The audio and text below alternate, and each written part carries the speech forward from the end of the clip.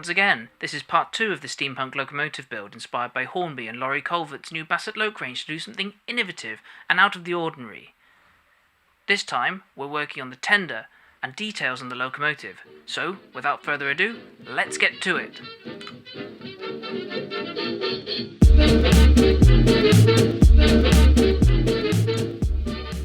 The kit of parts I received had 2 tender bodies. One was the standard triangle one, and the other one was a boxy shape. I presume the previous owner wanted to make their own body, but this will come in handy.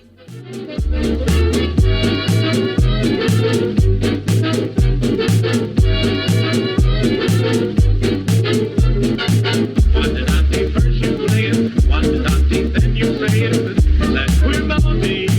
Well, what did I see? What did I see then you sing it? What did I see then you swing it? That funny old tune will drive me to ruin. It came along and made me a slave. After the paint reaction issues, I made sure it was scrubbed, again with someone's toothbrush. It came along and made me a slave. Now I'm craving things that I should crave.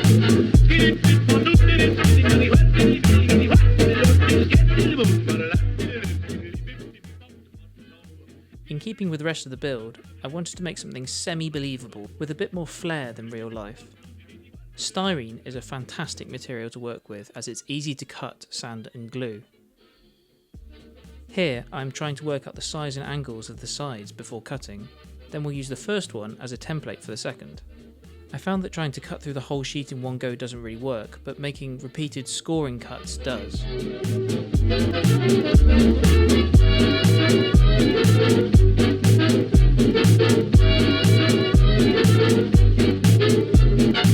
What did I see first you play it?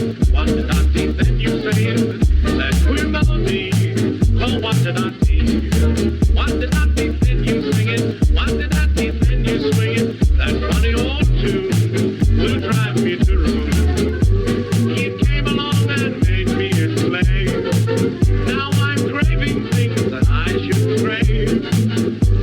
It came along and made me a slave. Now I'm craving things that I should crave.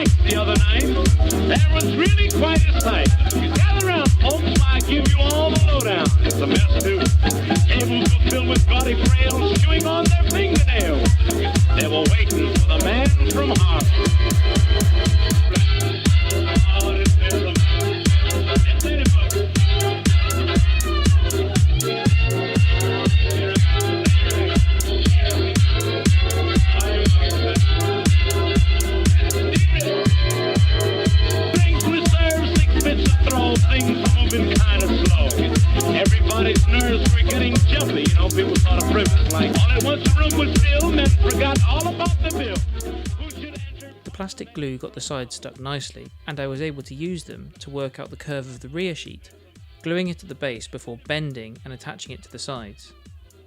Revell Contactor Professional works really well at sticking styrene together.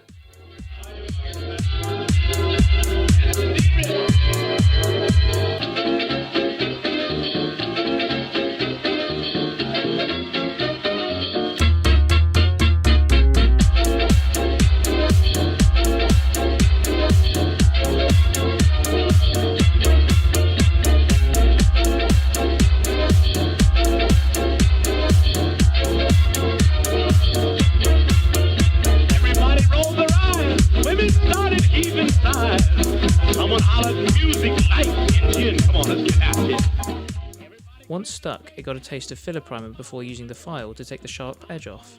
If you're doing a lot of filing, holding it in your hand like this helps avoid your hand aching as you aren't gripping it the whole time. It sits loosely in your hand.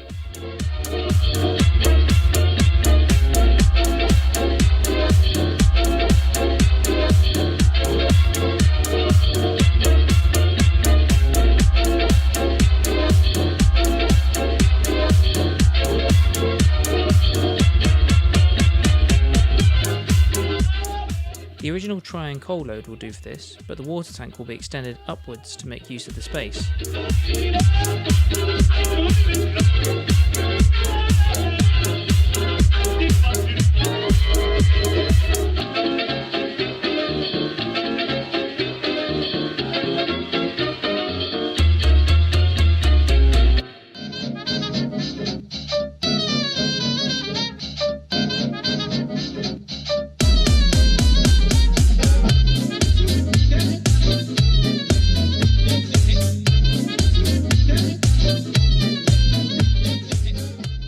Of course, in real life this would be inadvisable as it would give quite a high centre of gravity, but it looks cool.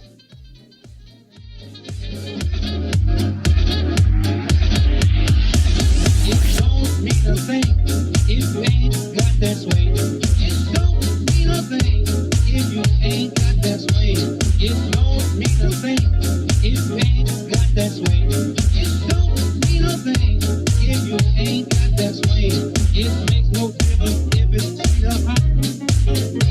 Just give that rhythm everything you got.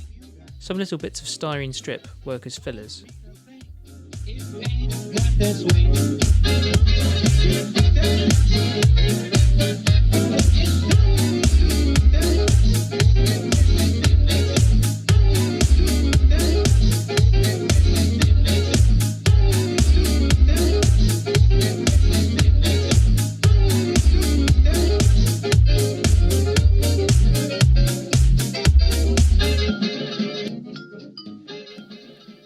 Next, you can see version 2 of the front wheel mounting in place, a swivelling bogie to allow some wheel movement. I've also removed the Mark 1 front frames, these are the Mark 2s under construction, spaced so that the wheel centres match the axle boxes. If you ain't got that swing, it don't mean a thing. If you ain't got that swing, it don't mean a thing. If you ain't got that swing, it makes no difference if it's sweet or hot. Just give that rhythm everything you got. Don't mean a thing if you ain't got that swing.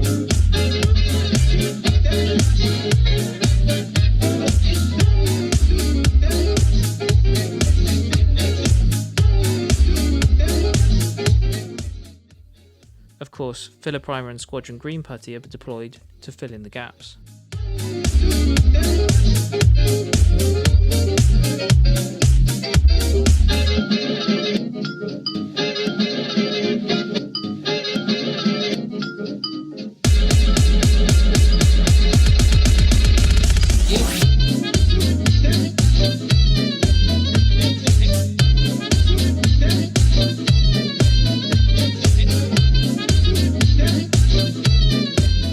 Wet and dry sandpaper then smooths the surfaces for more paint.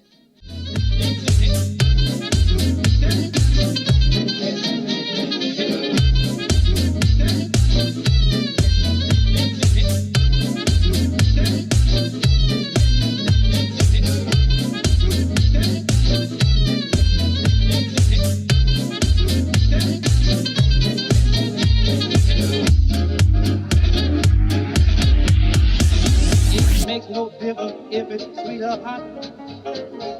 Just give that rhythm everything you got.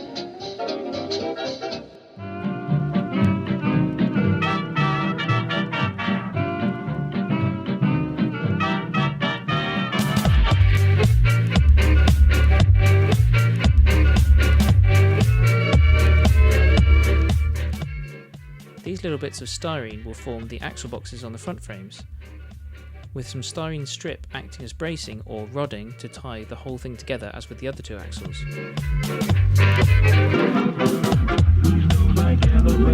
With a minor scale, a high hat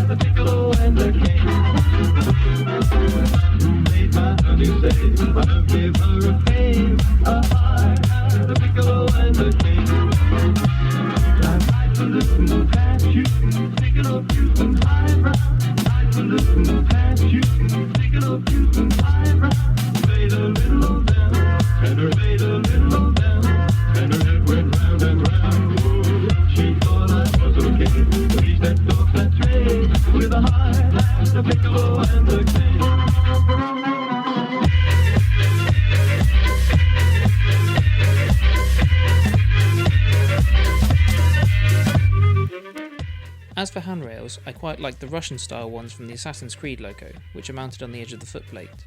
I thought that using some thicker than usual bar and adding a steep angle to match the cab roof might work.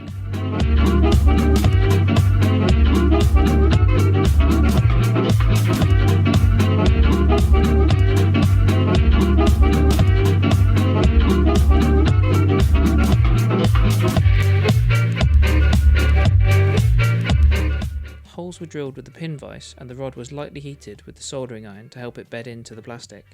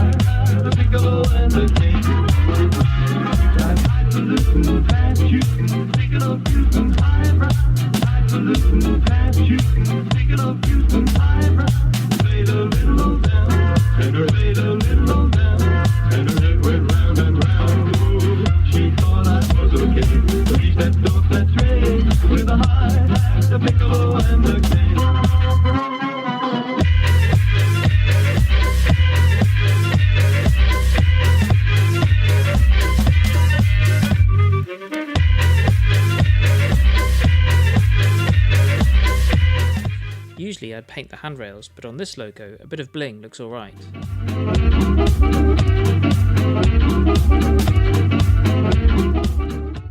The streamlined smokebox door needed more detail, so a nice Cayley Coach's casting of a round smokebox handle did the trick.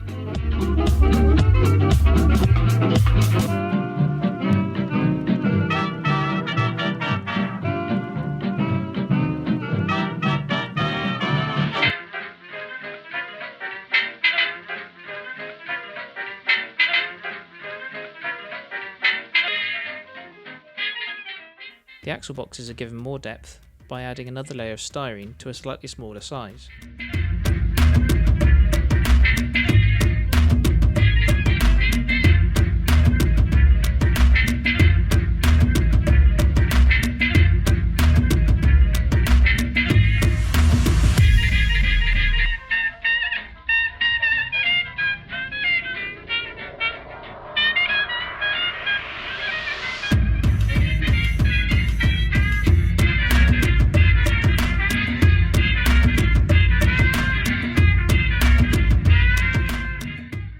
These fabulous items, the dome and the chimney, were designed by Killian and 3D printed on a photon machine.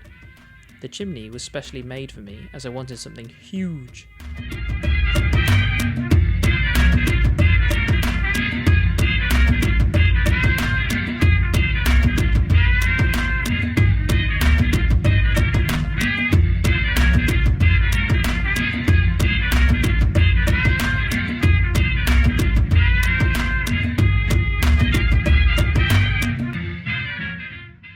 These holes, drilled in the splasher, show a cheeky glimpse of the wheels to help convey speed and raciness, and to help distinguish this model from a Dean single.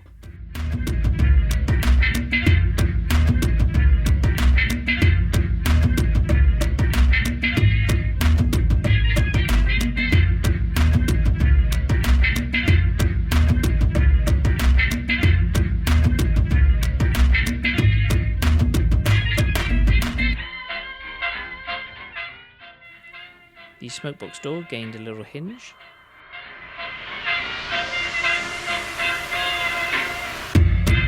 Finally for this episode, the tender tank got a lid. Rather fittingly for something that's made out of old odds and ends, this is the bin lid from a piece of 00 scale scenery. That's it for now. The next episode will be all about painting and decoration. Please subscribe to see more, and here are some links you might enjoy.